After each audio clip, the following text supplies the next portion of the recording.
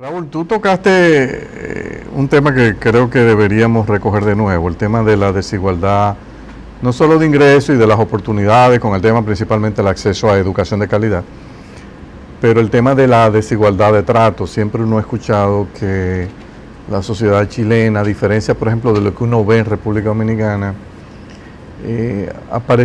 daría la impresión como de la existencia de castas que no se comunican y no se relacionan una con otra.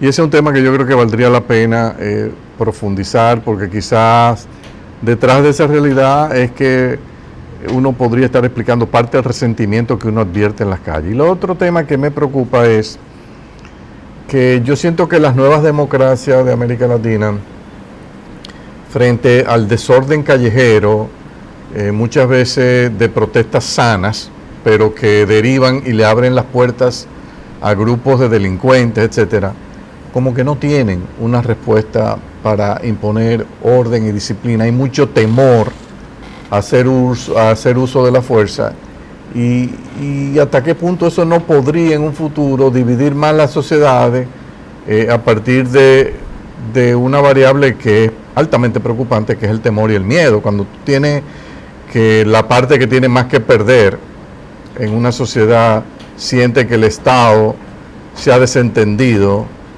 y no quiere hacer frente al vandalismo, al ataque de delincuentes, de los encapuchados, hasta qué punto esa sociedad no va a complotar para buscar a alguien con la suficiente fuerza, voluntad política para tratar de imponer lo que es una precondición para cualquier sistema, que es el orden y la disciplina. O sea, nada puede funcionar sin eso. Bueno, ojalá no ocurra lo que se perfila en tu pregunta. Yo veo varios temas acá. O sea, el problema de fondo, hay quienes dicen, y me parece que están equivocados, de que lo que ha pasado en Chile es porque algún grupito de ultraizquierdistas, tal vez financiado por los cubanos o los bolivarianos, han ido a echar basura al paraíso, ¿no? Yo creo que es natural que haya quienes traten de aprovechar una coyuntura como esta, tanto en la derecha como en la izquierda. Una situación como esta se presta a que alguien la trate de capitalizar y aprovechar y ponerse al frente. Pero no, me temo que no es una buena explicación, porque las encuestas captan claramente la caída de la popularidad del gobierno, del presidente, y yo creo que esos son grupos extremos, radicales, que desafortunadamente hoy se mezclan con la gente que protesta con causa real y hace muy difícil para el gobierno poder contestar.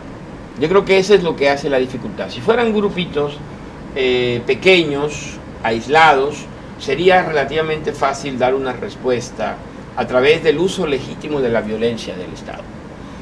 Me temo que en Chile, como ocurre en México, México tuvo un episodio no tan sangriento como los chilenos con el golpe de Estado militar, pero en el 68 hubo una matanza famosa en México, la matanza de Tlatelolco, donde el ejército tuvo que reprimir una manifestación de la cual resultaron, hasta ahora no sabemos cuántos muertos.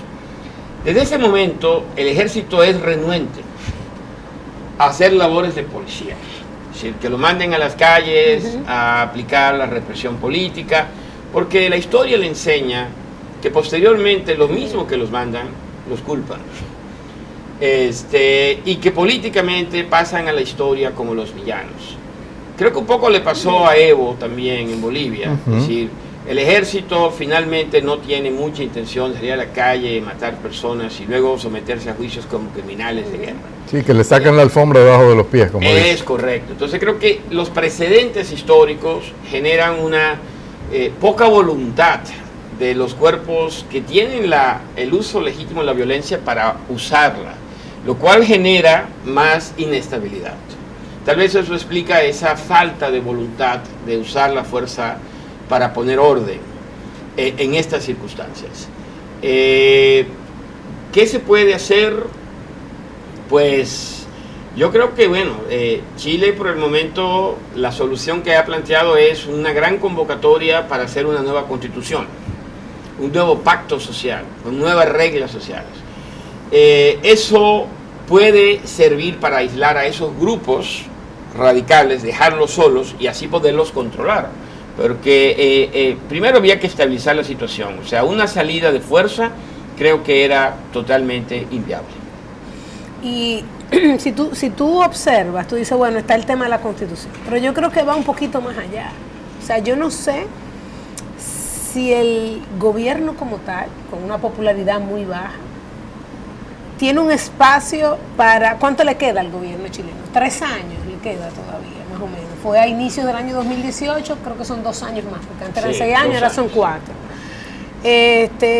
Si uno pudiese vislumbrar el escenario de que quizá se pida inclusive la cabeza del presidente.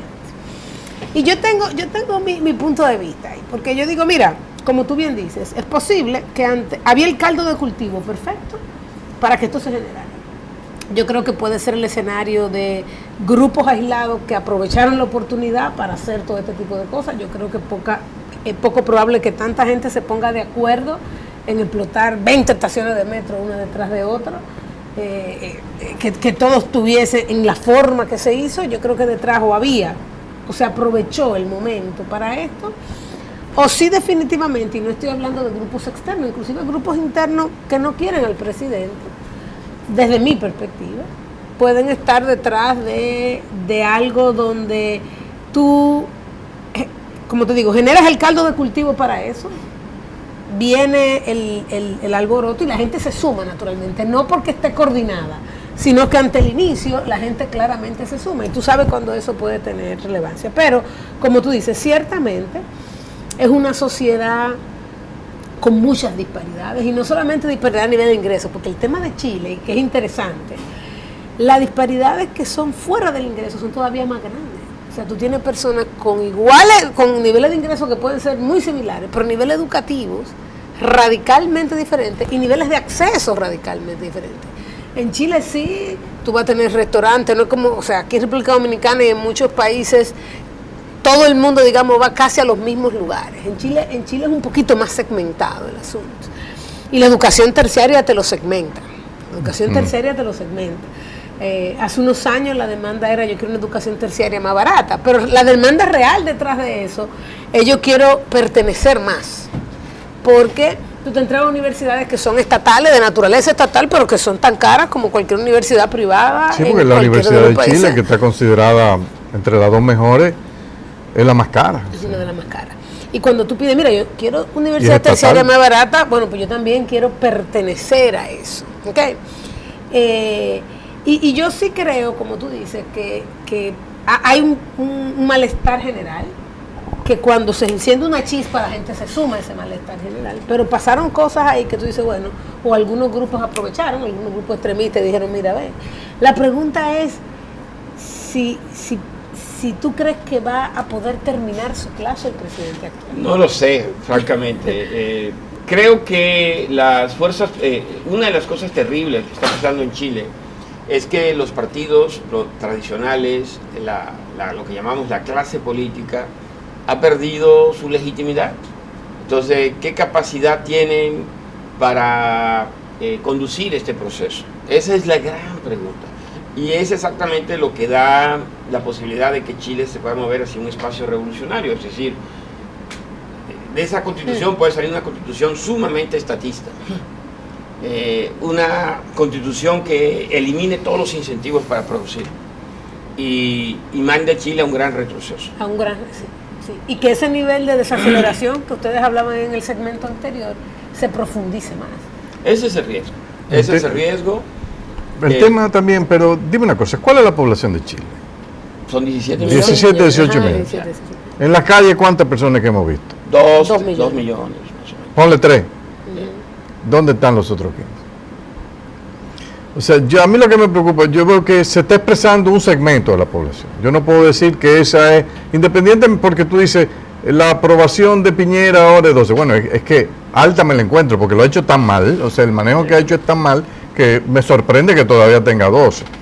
Porque es que yo creo que mucha gente que les respaldó se debe sentir altamente defraudada. Dice, pero este hombre no tiene carácter, este hombre no tiene, ha cambiado de posiciones al mismo tiempo, en un momento pide un estado de excepción, después echa para atrás. O sea, hay una ambivalencia, como que está perdido el hombre, sorprendido.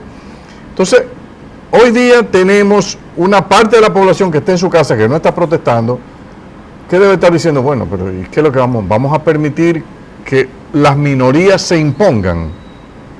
Porque lo que está en debate ahí es unas minorías que han usado las redes sociales para darle vuelta a todo. O sea, yo no veo cómo Chile avanza cuando tú permites que te destruyan una cantidad de activos públicos y privados como hemos visto recientemente. A mí nadie me va a convencer que eso son protestas que van a desencadenar entonces un progreso palpable. Bueno, óyeme, pero es que tú estás partiendo de algo. Yo quiero saber cómo se está transportando la gente que hacía uso del metro de Santiago ahora. ¿Cómo es que se están transportando? Porque el metro está prácticamente paralizado. Entonces, en verano. ¿qué ganan ellos con eso? ¿O es que detrás de esa destrucción del metro había o hay un interés de generar un nivel de inconformidad social tal que toda la gente entre en un estado de crispación y estalle todo el mundo? Bueno, yo no lo sé, yo no voy a hacer análisis de posibles teorías conspirativas, pero no sé cómo eso contribuye al progreso económico y social de Chile, cuando Chile tenía una tarifa de metro que no es escandalosamente alta, tampoco escandalosamente baja, un sistema que funciona, algo que lo han pagado todos los chilenos con sus contribuciones impositivas. O sea, es como que aquí en Santo Domingo a alguien se le ocurre, bueno, vamos a acabar con... Oh, pero ven acá. Y entonces, si el tráfico hoy es complicado, ¿tú te imaginas que tú no tengas metro? O sea, yo estoy preocupado. Quizá la salida sería que Piñera oferte, mire, me voy a echar a un lado. Vamos a buscar un interlocutor nuevo. Propongan, yo me echo a un lado y no tengo problema, porque qué necesidad también tiene él de estar ahí molándose si no tiene idea de lo que va a hacer. Cambió gabinete, está escuchando a todo el mundo, quiere ahora hacer... esto me recuerda un poco cuando Leonel Fernández convocó aquí una cuestión que se llamó el diálogo nacional. Yo fui varias veces y hasta el último día, cuando vi ya el debate del cementerio de perros y gatos, que había un debate que iba primero, que si un cementerio para perros, un cementerio para gatos. Yo no, espérate, yo aquí yo no puedo, yo no busco nada, yo aquí ya, esto es impensable. Entonces, yo no sé, yo realmente veo la situación muy lamentable y sí me preocupa lo que tú planteaste, de que pueda surgir un discurso neopopulista, con populismo macroeconómico. Recordemos, Chile tiene un nivel de deuda relativamente baja todavía en América Latina. O sea que si hay un país que tiene holgura para echar mano a deuda y vamos a tranquilizar un poco, es Chile. Entonces, visto lo que vamos a ver ahora en Argentina, que Argentina probablemente a uno le luciría, no sé, me gustaría que me expliques, con este retorno al peronismo, cómo van a reaccionar los mercados. Y quizás cuando yo compare en Chile y Argentina, yo, no, pero yo prefiero un bono chileno que un bono argentino. Vamos a facilitarle a Chile capacidad de recuperación, más que no vamos a salir ya prácticamente de Argentina. ¿Cómo tú ves la situación en Argentina? Bueno, otro caso interesante. Me parece a mí, por lo que he logrado leer del nuevo gobierno de Alberto Fernández, que Alberto Fernández no es Cristina Kirchner. Claro, pertenece a ese movimiento cultural histórico que es el peronismo, que cada vez que lo damos por muerto revive de alguna manera. Pero tengo la impresión que es pragmático. Por lo menos tal vez ha aprendido algo de las lecciones del gobierno de los Kirchner, y él está planteando cosas que me parecen sensatas por el momento. El problema de fondo es que Argentina, aunque parezca increíble, tiene un nivel de deuda insostenible. Entonces, tiene que ir a una reestructura de la deuda, otra vez. Otro recorte. Otro recorte. vamos, el mercado así ya lo tiene preciado. El spread de la deuda argentina versus los bonos del Tesoro americano es más de 2.000 puntos. O sea, estamos hablando que un bono de 10 años argentino, 24, 26% en dólares, no en pesos argentinos. Entonces, a valor presente, como tú traes eso, es como que le quitas el 20% del principal o el 30% y todavía es un bono de 6-7%, ¿no? Entonces, lo primero es eso. Yo creo que lo primero que viene, porque el fondo, después de haber, porque creo que el fondo tiene una responsabilidad. El fondo tiene en su carta un artículo que dice que el fondo no debe prestarle a un país que tiene un perfil insostenible de deuda. Y a pesar de esto, el fondo le prestó a la Argentina de Macri cerca de 50.000 millones de dólares, que lo único que sirvió es para pagarle a los acreedores privados y convertir la deuda privada en una deuda con un organismo multilateral, mucho más difícil de defaultear, ¿no? Entonces, Argentina, el primer episodio que vamos a ver en los próximos días, cuando inicie este gobierno, es cómo se va a manejar la reducción del tamaño de la deuda, cómo se va a manejar posiblemente una reestructura de los pasivos en moneda local, una especie de corralito, no corralito. O sea, algunos activos se van a tener que convertir a bonos forzadamente, porque si no, si los haces líquidos, el ataque contra el tipo de cambio será monstruoso. Entonces, el fondo tiene que decidir. Si no hay acuerdo con el fondo, viene un desastre para la Argentina. Pero el fondo no puede prestarle a Argentina para que mantenga una deuda insostenible. Entonces, lo primero que tiene que suceder en enero es una reestructura de la deuda, una reestructura de los plazos de vencimiento de la deuda en pesos y crear un espacio para tratar también, para evitar una cosa a la chilena, pero aquí no por pobreza relativa, sino extrema, cierto alivio a la gente, a las masas que votaron por el peronismo. Entonces hay una posibilidad de que el ajuste se haga en términos razonables, porque la moneda es competitiva ya. Sí. De alguna forma Macri hizo algo del ajuste fiscal, no deja cuentas totalmente malas, o sea, hay casi un equilibrio primario en las finanzas públicas. Entonces, a diferencia del 2001-2002, las condiciones iniciales son mucho mejores. Pero si no hay acuerdo con el fondo, o si el gobierno se impone por una agenda extremadamente populista, lo que viene es un desastre.